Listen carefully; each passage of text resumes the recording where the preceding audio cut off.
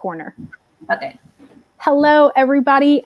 Happy New Year. Welcome to #NoLimits. This is our first one for 2021. And I am so excited about my guests today. Molly and her mom, Sandy, I've had the privilege of knowing them for about a decade now. And it's been such a joy it wasn't a joy reason that brought them to me, but it has been a joy to watch Molly truly become a whole new butterfly. Hashtag is about people that society has placed limits upon, but they have busted through those limits. As a special education teacher and as a master IEP coach, I see those kinds of limits being placed on people all the time, but thankfully, I also get to see people like Molly busting through those limits on a regular basis. And the reason I said that Molly has turned into this beautiful butterfly, not that she wasn't before, but my example of we know who we are today, but not who we will become, is the caterpillar turning into the butterfly. I keep saying this and I keep forgetting to do it, but one of these days I'm going to research who was the first person to watch that caterpillar go through that process, and dissolving its cells and then reforming and struggling to get out of the cocoon to become this amazing butterfly. So one of the areas where limits have been placed upon people is in the areas of traumatic brain injury. And that is what brings me to Molly and Sandy today. So Molly and Sandy, thank you for joining us on #NoLimits. Thank you, Shelley. Thanks for having us. So Molly sent me a video yesterday, and it's going to give us the start of the story.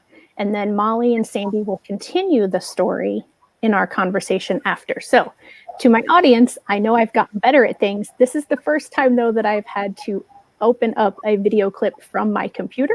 So hopefully it all works correctly and we'll be able to hear it.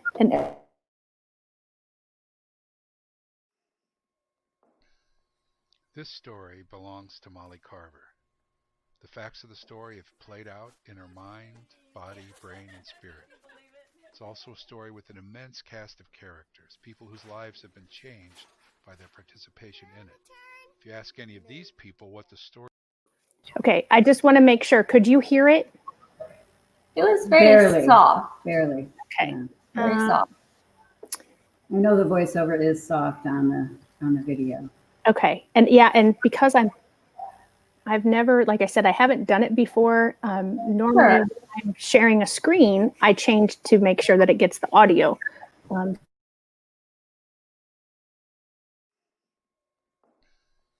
This story belongs to Molly Carver. The facts of the story have played out in her mind, body, brain, and spirit. It's also a story with an immense cast of characters, people whose lives have been changed by their participation in it. If you ask any of these people what the story means to them, you will of course get a different answer. It was about 8:30 p.m. on March 3rd, 2006. A car holding a group of high school friends hit a utility pole. A wire came down. Any better? A little better, I thought. It's better, but it's still pretty soft. My headphones off and see if that makes it better. Because now. Yes, you're choppy, but Okay, so let me try it this way and maybe the sound will come better since I'm not running it through my headphones.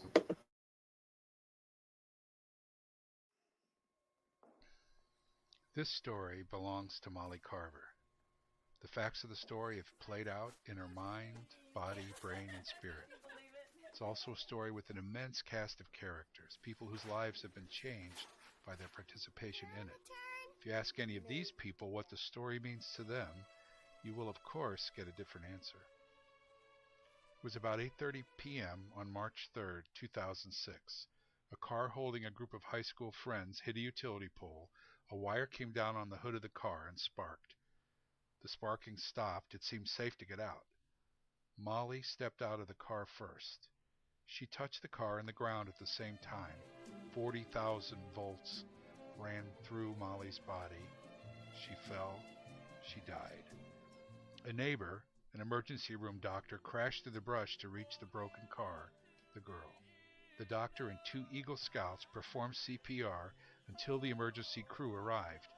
822 chest compressions, 151 rescue breaths, and 2 defibrillations later, Molly's pulse was restored. The injury is anoxia, the brain deprived of oxygen for 12 minutes. As the ambulance pulled away, the ER doc slapped the closed door. "She's dead," he said, and began to sob. The paramedics and doctors at the emergency room shared that grim prognosis, but the helicopter was on its way. A complex life-saving machine had been set in motion. Molly Carver doesn't take anything for granted. Eating German chocolate cake with a fork, reading a novel, a paragraph, a sentence, remembering what she's going to do tomorrow and what she did yesterday, showering by herself, waking up, walking up and down stairs by herself, staying upright, feeling comfortable in a room full of people. Sandy Dodds is raising her youngest daughter again. For the second time, she's helping to shepherd Molly from helplessness toward independence. From the outside, the process may seem accelerated. Just 3 years pass between learning to breathe without a tube to attending college classes. This time, however, nothing is simple or straightforward. Development doesn't proceed according to charts on a pediatrician's wall.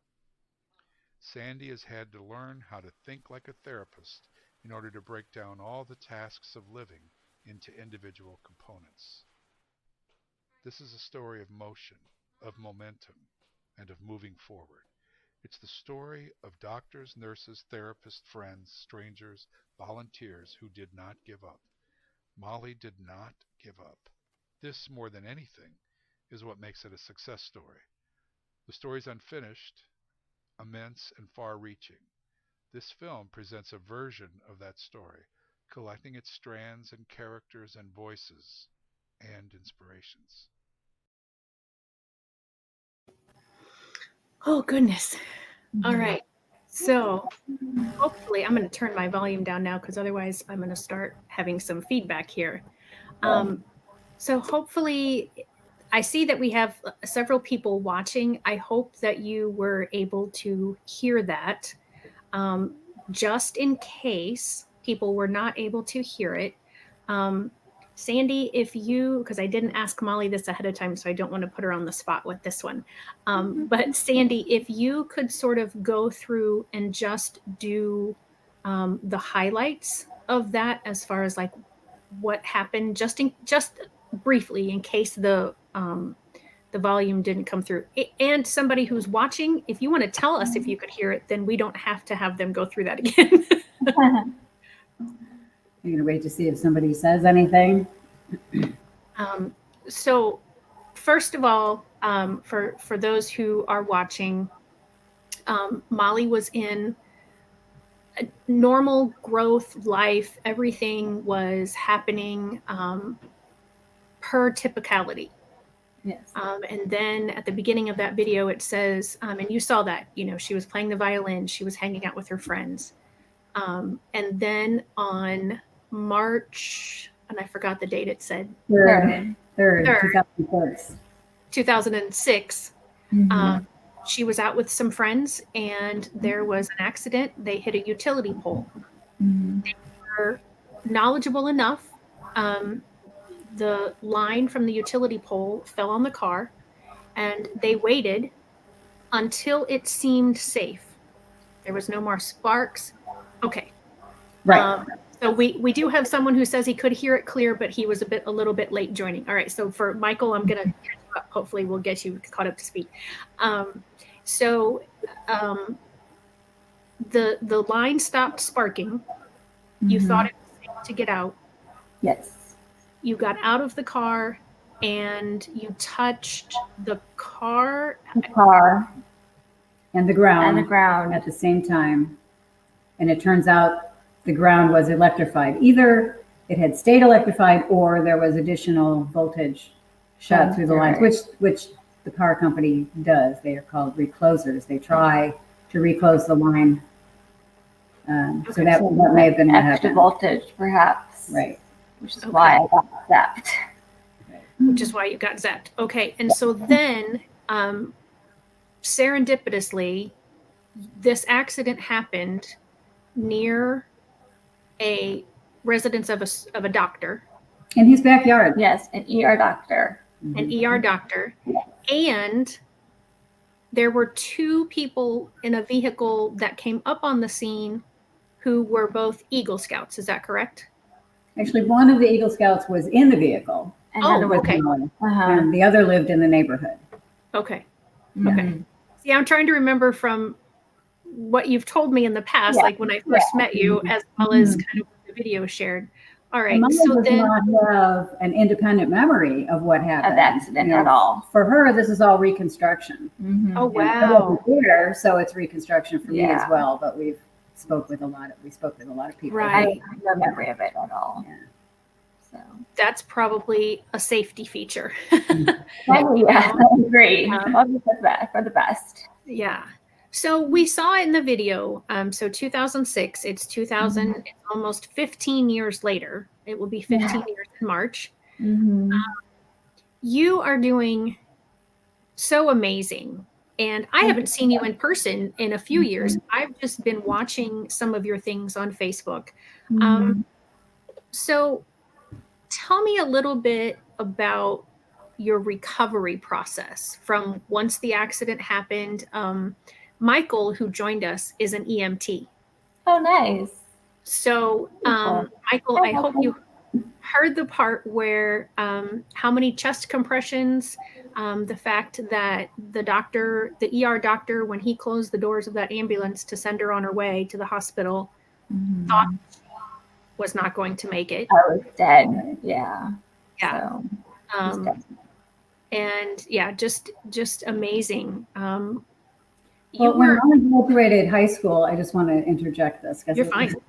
In 2008, she graduated high school, and we invited all of the people from the fire department and the EMTs to the party, and they came. all of them came, yeah. They came in their equipment. We have a long, narrow driveway, so they parked half a mile away and then shuttled In themselves the back fire here. truck. Right. And, Oh, you know, how awesome. Yeah. we often see people who were on the scene out in the community, and they always, It's just lovely to see Acknowledge, them. Yes, it's very heartwarming to see someone who is involved in my life saving. So Yeah, I can imagine how that feels. Now there was someone, and I believe his first name was Ken, that had commented that he was there, and I invited him to join today. So I hope that he's been able to get the availability in his schedule, because it would be to me very interesting to hear from someone who was there.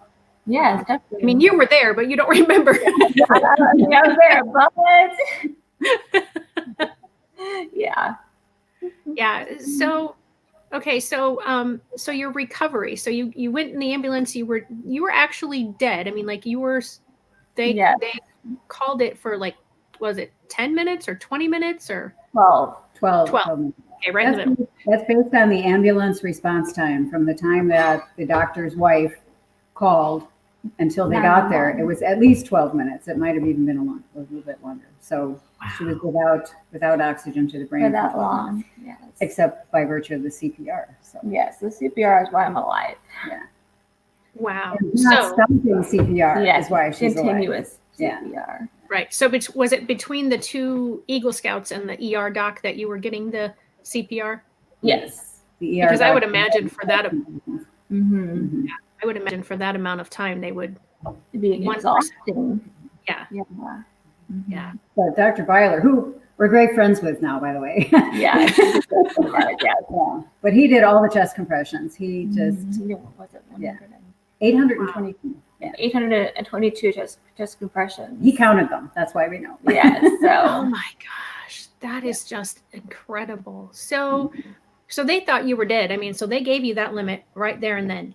You know that I mean, they were hoping that you would survive, but that But the doctor did.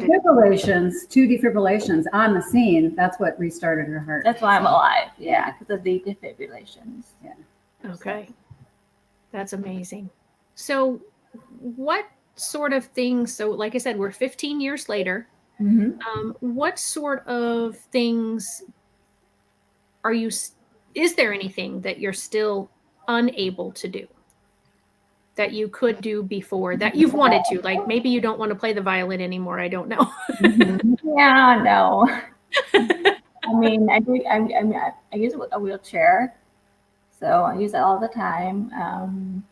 I use grab bars and handrails, and I have a walker that I use. And So she's not walking independently. no, I'm not walking independently. Okay. Although, you know, she can walk. So we're still working on it. It's a conundrum. Yeah. Yeah. So I know my experiences with you. You had a gait belt. Yes. So And I roll in today still, so I have one on right now. Yeah. okay.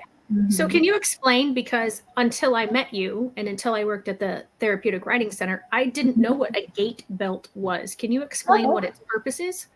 It's to help a patient walk, really, to keep them steady and to give them input for them to have. And so the person walking with you has a way of Holding preventing on to that gait belt. preventing If a I fall. begin to fall, they can grab the belt. And here it is, you can see it. I don't think we can see it. Molly's But is I mean, just- we could see it in the video. Yeah, it goes around your waist. yeah, There it is. Yeah. she has Oh. multi-colors of them. I was gonna say, yeah, you got a fancy one there. Great thing. Why would that be better, using a gait belt, than just having, somebody hold your elbow or hold your arm or put their arm around you? I think it's because of the input I get, that there's actually someone with me, having the security of someone else's mind on my body, I guess. Mhm. That makes sense at all. And from my Yeah. point of view, it's just much more secure to help her not fall. So to prevent a fall. Yeah, because I tend to fall. Because I'm It's around her core being. So Mhm. you've got just much more control over Molly's body when she loses control. I do lose control often. Do you still? Yeah, I do. Yeah. Definitely. Well, there's And some anxiety that Molly has that has contributed to her inability to walk independently, and we just trying to pin down the cause. It's related to her vision, I think, because early on she did have some falls, and then Bad falls. yeah, and then she's kind of realized that her vision was compromised, and maybe she hadn't realized that before. And Okay. how do we know, not being in her eyes and in her Right. brain? So, but we figured out pretty soon that she had some vision issues. And they might be the cause of the anxiety, or they might be caused by the anxiety. It's We hard don't to really tell. know. Yeah. We keep trying things to sort of break that. Yeah, I wear Cycle. glasses, and I have glasses. I have lots of different pairs of glasses. Probably 4 or 5 pairs of glasses. I have. She had 4 years of vision therapy, 3 years starting in 2007, and then a couple years ago she did another year of pretty intensive vision therapy. That helped for a while, and then it didn't. And that's, a lot of things like happen like that. They help for a Yeah. while, and then it goes away for some reason. Yeah. Could be anxiety. I don't know. And She's I wonder if hypnosis. I'm sorry, what? She's been under hypnosis. Oh, okay. Yeah, she's been. We did Peak Brain Institute. That's neurofeedback. We did that for like 6 months last year, and also helped for a little while. Yeah, I will. So. Yeah, I would think, because, and I am not a psychologist or a psychiatrist. I just tend to have some thoughts, basically. Sure, I would yeah. think that anxiety maybe is somehow connected to that it was because you stepped down, that it was a step that you took that created the electrocution of yourself. Oh, That maybe yeah. there's some kind of like psychological Yeah. there. There, yeah. A link. Huh. I have no idea, and I wouldn't know how to fix that if that is the case, but that's just That is a good yeah. thought. I never thought that's of the it. first thing that came to me when you were saying that there's that anxiety about walking. Mhm. I have anxiety, and I've been able to sort of just think and pinpoint things. And that's always something that I've enjoyed is figuring out what causes behaviors. And anxiety is a behavior. So, and then I would also like for you talked about that she did vision therapy. A lot of people, I recommend people often to do vision therapy, but I've never spoken to someone who's been through it. And I am so sorry because mostly what we're talking about so far was not stuff that I'd sent you ahead of time. Fine. No. So can you explain a little bit what vision therapy did for you and kind of maybe some of the exercises or the things that you had to do in vision therapy? Well, I think it really helped me for a while. And then it didn't. Yeah. Remember some of the exercises? I did a lot of eye movement exercises, like back and forth movements, with my eyes. You also had colored glasses for a while, so there was some light component to it. I've had blockers. I have like blockers on my eyes. Oh, okay. To compress my field of vision, I guess. Well, and then try to expand it later. So, yeah, because your field of vision was narrowed, they thought. I had a very narrow. The bottom was sort of cut off, which goes to stepping. Right. If you're not seeing the ground that readily, if you're seeing it way ahead of you instead of right where you are. Right. Little depth perception, issue going on there. For sure, Yeah. And then a lot of your vision exercises also involved some physical movement of your feet and your hands, and so it's all very connected. Yeah, it is so amazing how much our movements are connected to all kinds of different parts of our body and our brain, and we just take that for granted. Yes, it is We annoying.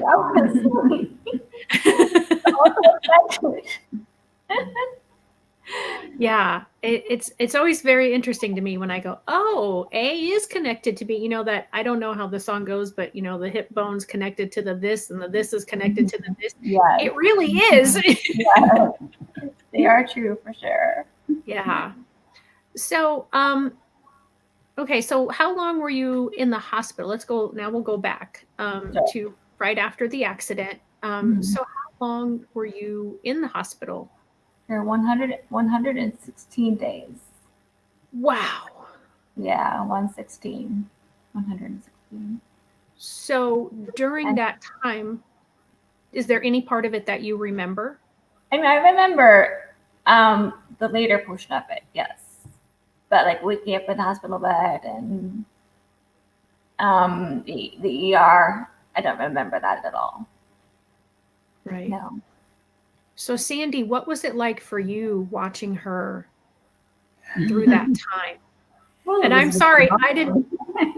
Oh no, you're fine for sure. This is why we're here. So we talk about it. Yeah, no, it's very open. We're very open about this stuff. So. It was hard, but the people at Children's Hospital, the therapists, first of all, the doctors in the PICU, there were two camps of doctors. One of them was saying, you better find an institution if she lives. If she lives, you're going to need an institution. And then this other camp of doctors were saying, well, we really don't know what's going to happen. These are the things. I said, what am I looking for? When I'm standing by her bed and she's motionless. So they said, well, look for this, this, and this. And I went with that camp of doctors because it made me feel better. And I appreciate the I don't know. I appreciate it when people acknowledge that they don't know everything and there are possibilities. And there's room for hope. Yeah. It's kind of like why I was. So that was hard. And then once she was out of the PICU, the rehab people just started her. Stood her up, and I'm going, oh my God. Took 3 people to stand her up. It's very wobbly and very uncertain and like, ah! Well, you saw some things in the video. Yeah, because you looked tall, even. I'm 5'9". Yeah. So I don't know if you've grown since then, since it's been 15 years, but you were tall then. So. Yes, I'm still tall.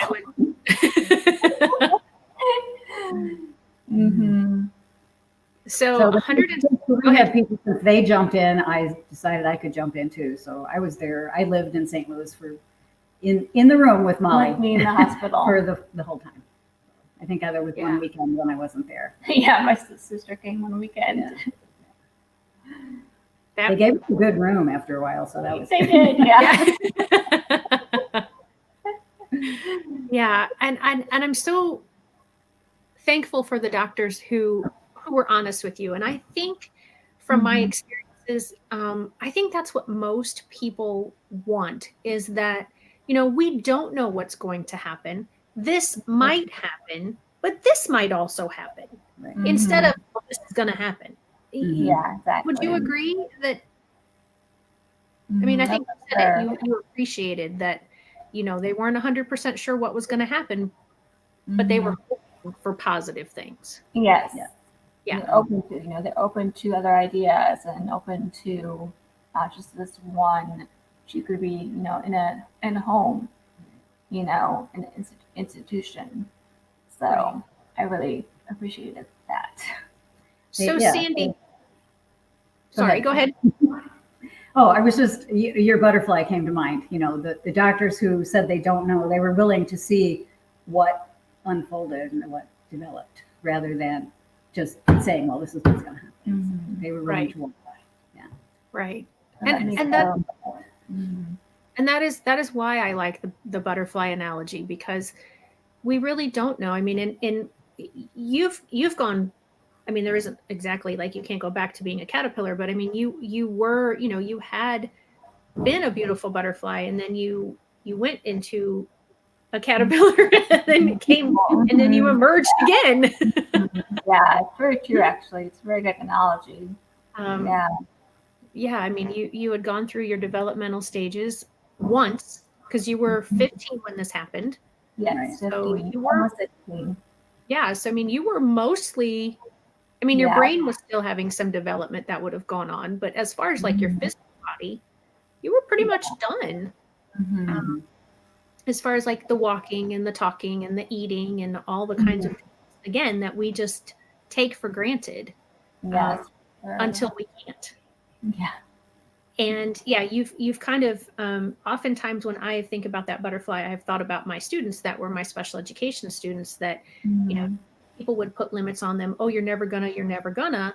But when I think about what Ophelia says in Hamlet, we know who we are and not who we will be. You knew who you were. You were a teenager. You were happy. You were having fun. You had friends. You were doing all these different things. And then, bam. And then bam. Yeah, it's all gone. Yeah. So, but now you've done it again. I have, yes. You've changed again. Yeah. So I'm sorry. I just kind of in my own little thing here. So Sandy, what did you have to do, and what was it like when you were able to bring her home from the hospital then? Well, let's see. I recall that I was trying to get Molly into, this was probably when we went back for a visit though, but I recall in the parking garage, losing you. You're in the wheelchair. And so some people came up and, helped me really. But the first time we went home, of course, I had a lot of help with the nurses and therapists from the hospital. So we scooped you up and put you in the van. Yeah, and then when we got home, everybody was here too. My brother came out, my sister came out, and my dad came out, and it was all very, a lot of people had to help me. And let's see, you did walk into the house though with a lot of help. Yeah, but it wasn't pretty. Well, no, but I mean, the fact that you are alive and you walked is more than at the moment that doctor closed that ambulance door thought would ever be possible for you. That's true, yes, for sure. So even though it's not, when Molly came home too, the dog got to come inside the house. Before that, she had always been an outside dog, but then so I got my dog back. Yes. So yeah. That seems an extreme way to get a house pet, Molly. I know, right? Yeah, not Molly. Oh. That's not something we recommend, folks. I know. Do not try this at home, kind of thing. Oh my gosh. So, Molly, so what has it been like for you? I mean, have you had to relearn everything? Every single thing, yes. Every single thing. From breathing to eating to writing. Your vocabulary has stayed intact. Her, not your spelling is tough and Yeah, don't ask me to writing, spell. but her verbal vocabulary stayed. Luckily, she was, making a lot of people laugh at the hospital because she was using bigger words to describe what they were trying to say. And she had a tremendous sense of humor while in the hospital, and even it's kind of quieted down now. It's probably part of the no filters kind of thing that goes on. So the humor might have been a little bit off. Oh, it was great. Or kind of raw. Yeah. Oh, that's what cognitive problems, some confusion, memory issues. So, but you're difficult, you. Yes, it's still difficult, but I am Molly again. Yeah. So. Yeah. So your therapy started while you were in the hospital. Yes. They continued for how long, or are they still continuing? Well, they continued for 5 years at the Rehab Institute of St. Louis. And then I had personal trainers, like through people in town. I went to the gym with them. But now, because of COVID, I don't really have. Right. Yeah. And you did do physical therapy with I did some at WashU and had some OT. So it's not like, it still continues. And then we do things here, not so much right now, but because of COVID. Yeah. Yeah. The COVID has definitely put a kibosh on a lot of things. So tell me what's going on in your life now? Like boyfriend, job, school. Well, if you're, what are you now? 20, almost 26? No, 2,500.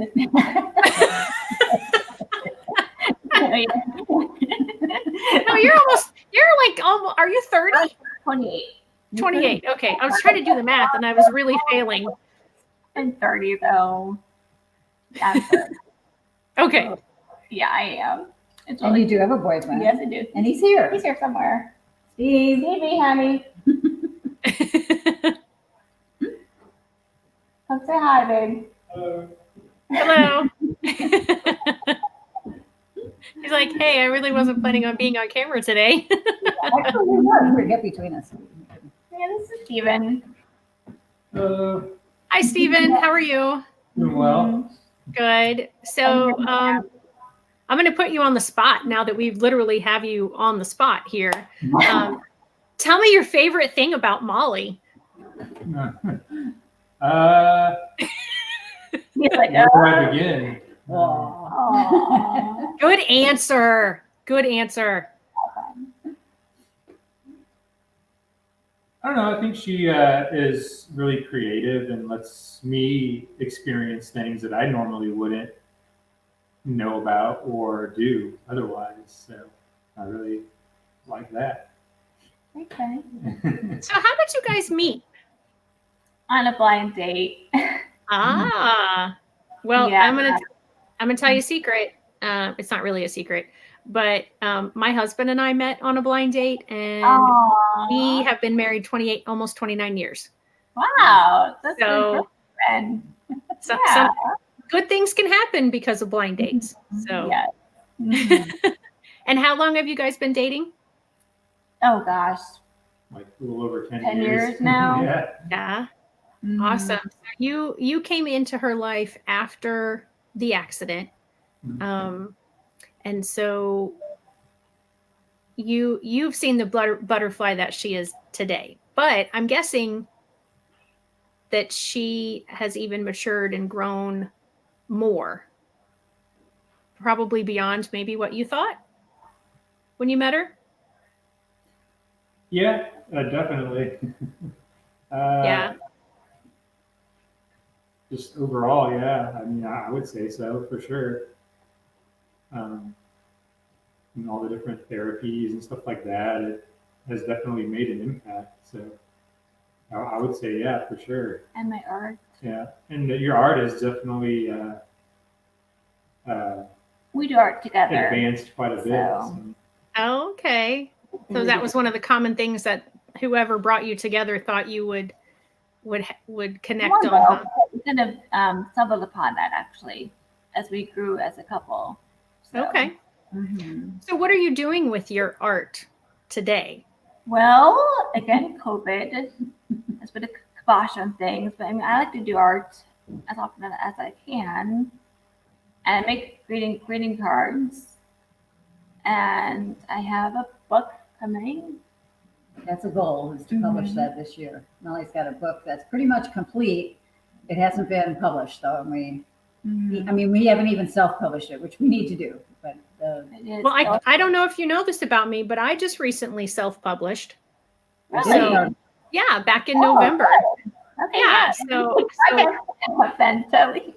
maybe you can help us with it. Yeah. It is illustrated though, which is one of the tricky things, is getting the illustrations right for Yes, the copying. So I wrote it and I illustrated it.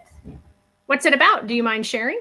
It's a bluebird who goes on a journey because he gets hurt. He runs into a window, and he gets like a brain injury, like I have, and then what about kind of like his recovery and how he develops as a bird, and he learns to fly again. He learns to fly like a flying squirrel can fly, Mhm. Squirrels have their like things that they put out. Right. So That is awesome. But he still flies. He flies differently, but he can still fly. So he Awesome. flies like a flying squirrel now, but he can still fly. Okay. That's awesome. That's an awesome story. And yeah, it sounds like it's definitely based upon your experiences. Yes, it is. Yeah. So do you sell your greeting cards to people, or is it just that like you have, or did before pre-COVID, have, like a booth, or can people take orders to you, or how does that work? Well, like I was in the art fair, the Edwards Art Fair before COVID, and that was my big selling point there. And nowadays it's online, by my email. Yeah, but you have things at the Edwardsville Art Center. Shops, yeah. But most of them, they're just not fully open. I have things at like a local gallery in town, and Frames by 3. yes, so Okay. I'm around town, but. And then there are some businesses, at least one, well, 2 businesses that have bought them as Christmas cards for their businesses. So those are pretty good sales. Awesome. So if people wanted that watch, because I have people that watch from all over the country. So you said you do have a website, or No. it's It's in progress. Because It's in progress. Yes. But if they wanted to email Molly, mollyjcarver@gmail.com, we could certainly. Okay, I'm going to type that in really quick. Molly J. Carver @gmail. Well, if I could spell Gmail, I will type this in. Okay, so you should hopefully see that pop up. So look, if you can look at it, tell me if I typed that in right. Because we don't want people sending some other person emails asking about greeting cards and you not getting the business. So if you are interested in greeting cards, now do you make them for all year round, for all types of event, like birthdays, anniversaries, Christmas? They're pretty much almost like universal cards. I do a lot of Christmas cards, but then I do like just kind of You do occasional cards. occasional cards, we call them. Okay, all occasion cards. Yeah, Awesome. Cards and I don't see the email address yet. Oh, maybe for some reason. Normally my guests can see on the right-hand side, there's a strip that has comments on it from guests. I can put it up on my screen though, just so you can see it. Can you see that? Just make sure. That looks Yes. right. Okay, awesome. So yeah, if anyone is interested, send Molly an email and she can work with you on some all occasion greeting cards. Yeah. We I have know lots of images of them, so we can send images. Oh, awesome. Beautiful. And then hopefully in 2021, she will be having the book about the bluebird coming out.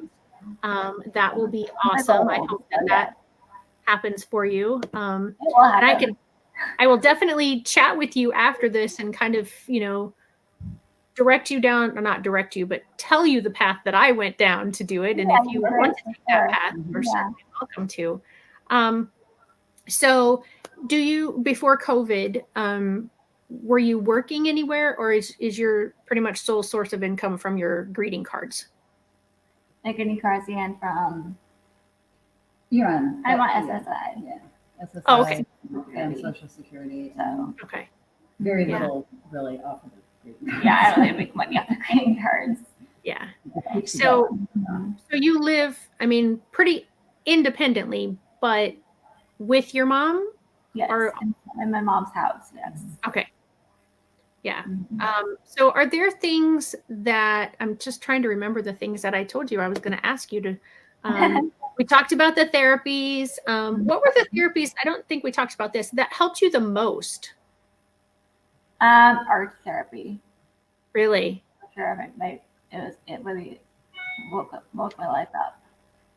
It Yeah. really just opened up and opened my eyes up, and just was very. That's interesting. Yeah.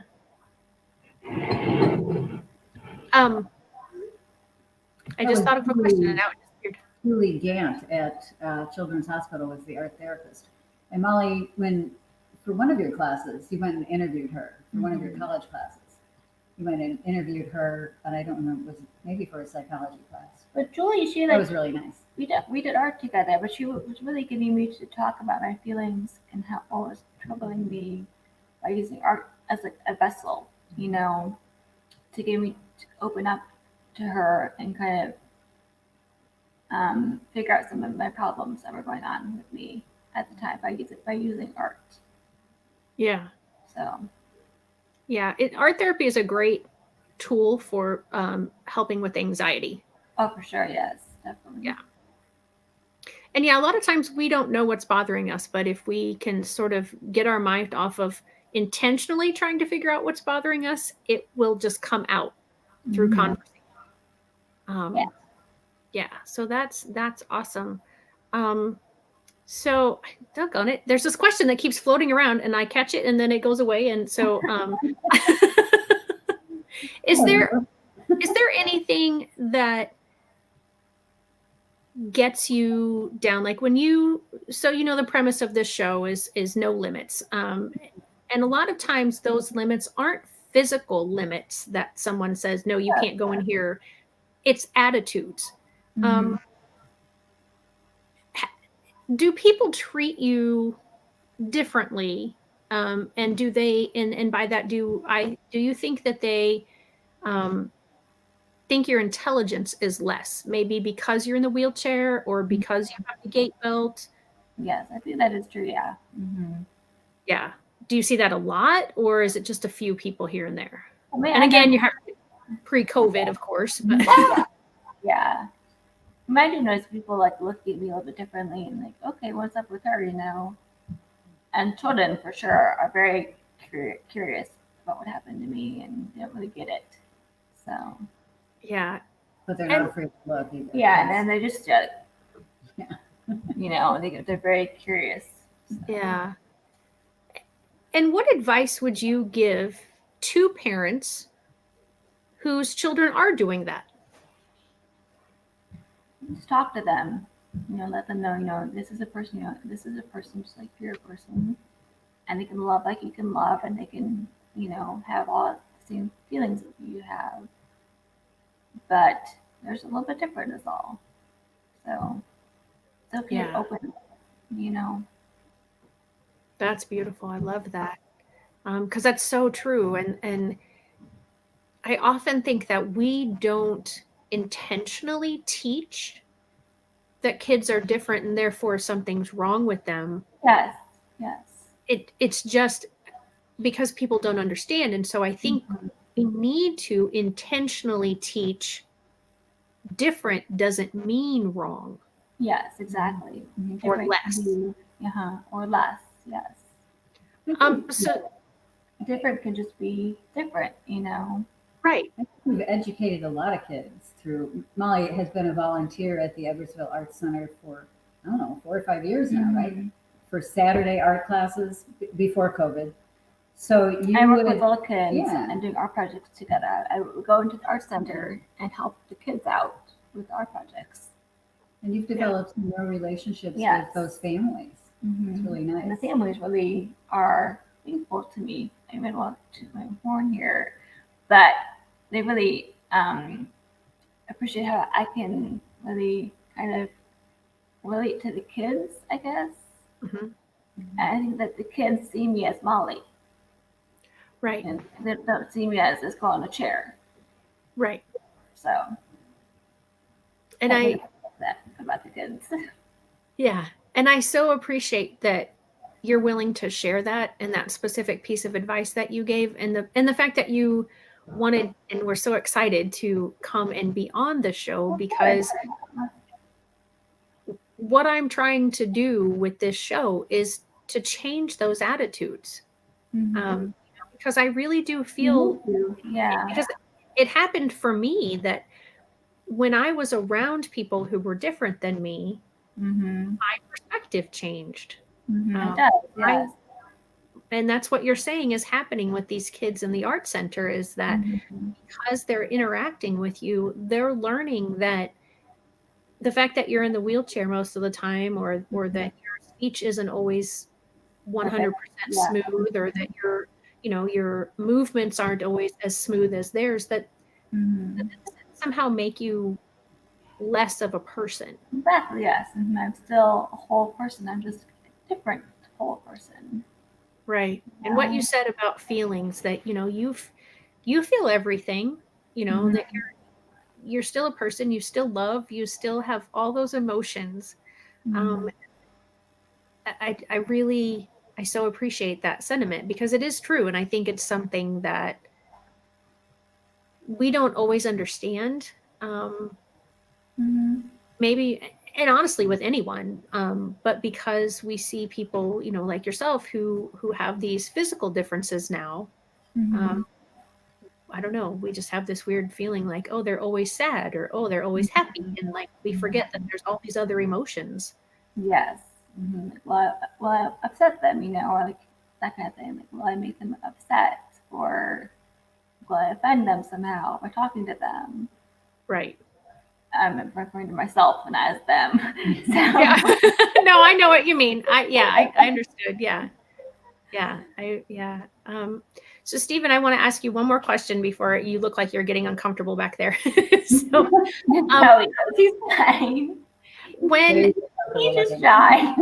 Oh, well, and plus I didn't really, warn him that I was going to talk to him or ask him anything. So, but when you were out with Molly, I mean, again, pre-COVID, do you see people looking at her that maybe she's not seeing, or people, do you maybe buffer not reactions, but interactions between her and other people as a way to sort of protect her? Yeah, that's a good point, because sometimes you kind of have to a little bit, because sometimes it's like other people's help isn't exactly all that helpful. And I'm sure like Sandy and everyone that knows Molly, that's been out with her a lot, has experienced that at least a few times, where you'll have someone who's really got the best intentions, or they're trying to be really helpful, and just kind of have to be like, oh, thank you very much. But also I kind of really just need to like be the one helping Molly right now. So I think she was like, do people look at me differently? Well, yeah. I mean, you notice that also, but not really a ton. That's good. I think you just ignore it. Yeah, I ignore it. I mean, yeah. We just never lied, We used to talk about, though, when you go into a store in the wheelchair, that the sea of people just parts. Yeah, they're like, oh my gosh, she's in a wheelchair. I'll move. Well, that's not a bad thing. I mean, I'm not an alien, Yeah. So. Yeah, I know, we have a mutual friend, Fran, that I Fridays with Fran, and you know, she's in a wheelchair a lot of the time now, and we'll treat her as if she is somehow intellectually deficient now. Yes. Because she's in the chair. Yes. Wow. Like you're somehow like less smart, I guess, because you're in a chair, you know? Yeah. Like you don't know how to be a full person, I guess, because you use a chair. They think. Yeah. They think that way. Yeah. Yeah. More like I do use the word like dumb, you know. But it's really. Yeah, we talk about Fran. I love Fran. She's one of my favorite people in the world. She's pretty awesome. Yeah. She was hoping to join today, but she usually has something every Tuesday, unfortunately, at this time. So she'll watch it later, but she doesn't always get to join live. And I know she wanted to, because she was the one who, she was like, hey, you need to reach out to Molly. She would be a great one for the show. So, and yeah, I was so glad that she reminded me that, you know, that you'd be an awesome person to interview. And she was absolutely right. You have been an awesome person to interview today. And I so appreciate Stephen joining us and your mom, Sandy, joining us. And we've got a couple minutes. If there's anything that you would want to say or advice or just anything else that you maybe thought you wanted to, or you were going to say today that you haven't had an opportunity to do so yet.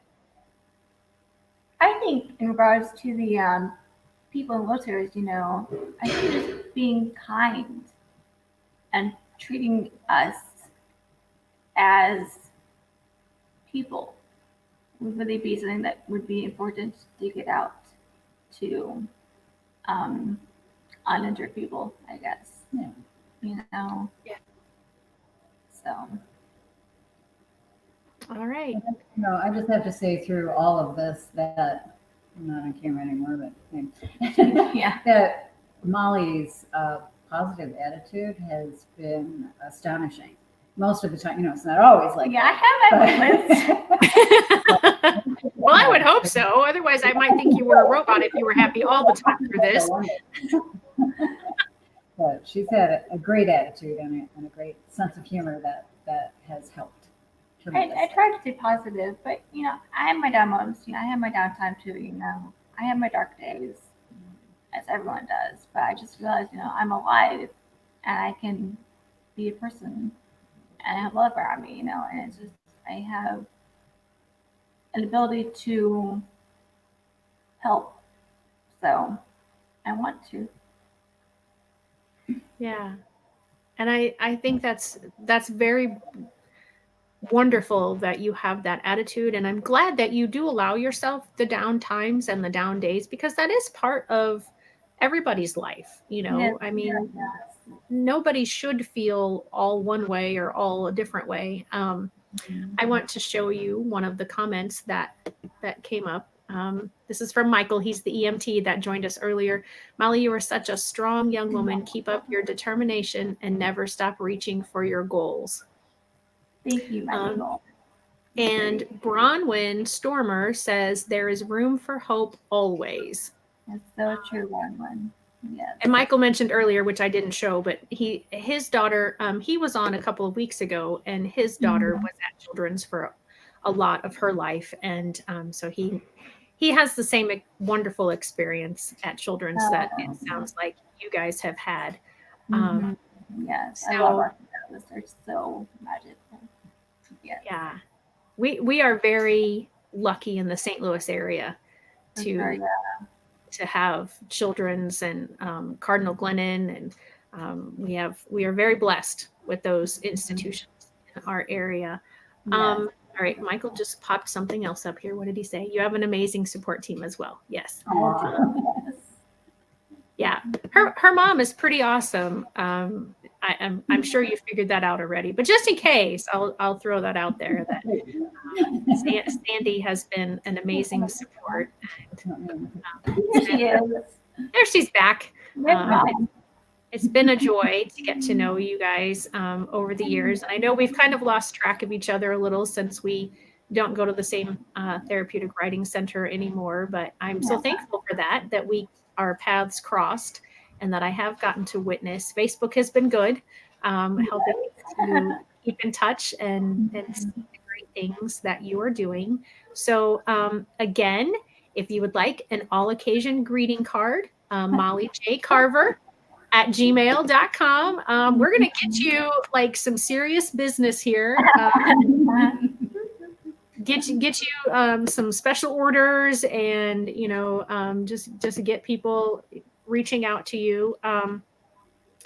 Molly, you are so inspirational, and, not that I would wish what happened to you upon anyone, but you have handled, I think, as best as possible. Like your mom said, your attitude, your drive not to give up. I can't give up. So yeah. If you give up, you're done. Yep. Yeah. Yep. And that takes amazing strength, whether you think you have a lot of strength or not. That takes amazing strength to continue to fight and to continue battle. So thank you so much, all of you, for being on #NoLimits today. Next week, I will be interviewing Shri, and I'm not even going to try to pronounce her last name because I will botch it terribly. She grew up being told that she was never going to go to high school. She was or graduate high school. She would never go to college. Not only did she go to college, but she graduated with honors. She has a specific learning disability. So I'm looking forward to this. I've never met her, but she is another master IEP coach. And so we have talked with each other through that program. So I'm excited to have her next week on Friday with Fran. Every Friday, 1:00, same place. Fran and I just talk about special education things, what's going on in her life, what's been happening with her kids, things that I have experiences with because of my IEP coaching that I do. So join us on both of those. If you have liked this, please like it, share it, comment, get as many people. That's what we're trying to do here, is to make the world better for all, one IEP or one limitless possibility at a time. If you need somebody to help you through the special education process, please contact me. You can contact me through this thread. You can contact me through my website, ShelleyKino.com. You can email me. You can find me. If you found this, you can find me elsewhere. So again, thank you so much. Happy New Year to everyone. Happy New Year to Sandy and Molly and Stephen. And again, thank you so much. Everybody have a great day. Thank you, Shelley. Bye-bye. Bye.